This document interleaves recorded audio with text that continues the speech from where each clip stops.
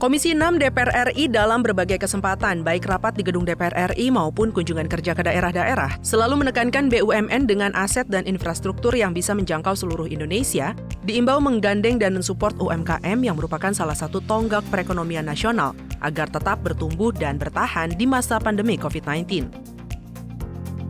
Dalam kunjungan kerja reses ke Provinsi Bali, anggota Komisi 6 DPR RI Intan Fauzi mendorong holding BUMN sektor pariwisata ikut membangkitkan kembali UMKM lokal agar perekonomian Bali kembali tumbuh. Peran BUMN sangat dibutuhkan dalam memberikan stimulus bagi para pelaku UMKM.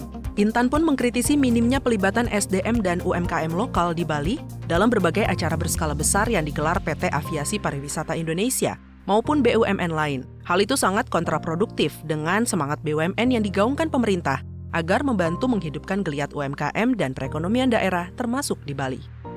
UMKM, industri lokal semua harus diberdayakan. Antara lain misalnya tentu adalah tenaga kerja.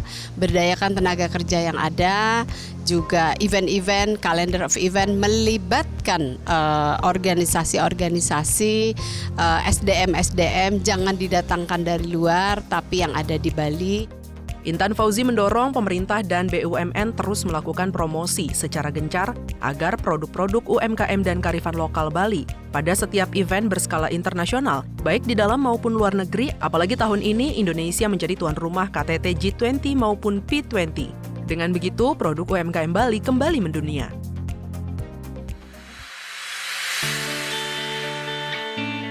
Sementara itu, saat kunjungan kerja Komisi 11 DPR RI ke Kalimantan Timur, anggota Komisi 11 DPR RI Harmusa Oktaviani meminta Bank Indonesia, OJK, dan bank-bank BUMN di Kalimantan Timur ikut meningkatkan kualitas UMKM lokal, baik untuk mendorong pemulihan ekonomi nasional maupun persiapan perpindahan ibu kota negara yang baru. BI bersama OJK dan seluruh stakeholder terkait perlu melakukan program pendampingan dan pembinaan terhadap UMKM di Kalimantan Timur. Menurut Harmusa, kualitas SDM akan berpengaruh terhadap standar kualitas UMKM di Kalimantan Timur sebagai penunjang kesiapan daerah menjadi ibu kota negara. Mungkin standar yang ada di daerah, Pak, dengan standar nasional, khususnya di ibu kota kita sekarang Jakarta, itu berbeda. Nah, mungkin bukan hanya BI, OJK, Bank Himbara memberi bantuan kepada pihak-pihak atau pelaku UMKM, tapi juga memberi binaan. Karena apa? Kita ingin menyamakan standar daerah dengan yang ada di ibu kota sekarang. Kebangkitan UMKM akibat pandemi COVID-19 juga pernah disuarakan Wakil Ketua DPR RI Muhaimin Iskandar dengan mendorong pemerintah melakukan pembenahan infrastruktur dan terus melakukan promosi atas produk-produk UMKM asal Indonesia. Usai berdiskusi dengan delegasi pengusaha Indonesia dan perwakilan perbankan di Gedung Nusantara 3 DPR RI beberapa waktu lalu, Muhaimin optimis tahun 2022 hingga 2023 menjadi titik balik kebangkitan UMKM akibat terdampak pandemi COVID-19. UMKM memang masih bergantung pada bantuan biaya dan pendampingan produksi hingga distribusi yang sempat sulit dilakukan selama masa pandemi. Adanya tren perbaikan ekonomi ke depan tidak boleh diabaikan, melainkan harus dimanfaatkan untuk membangkitkan UMKM sekaligus perekonomian nasional. Akan banyak momentum-momentum ekonomi untuk recovery terhadap 2 tahun pandemi yang tidak efisien.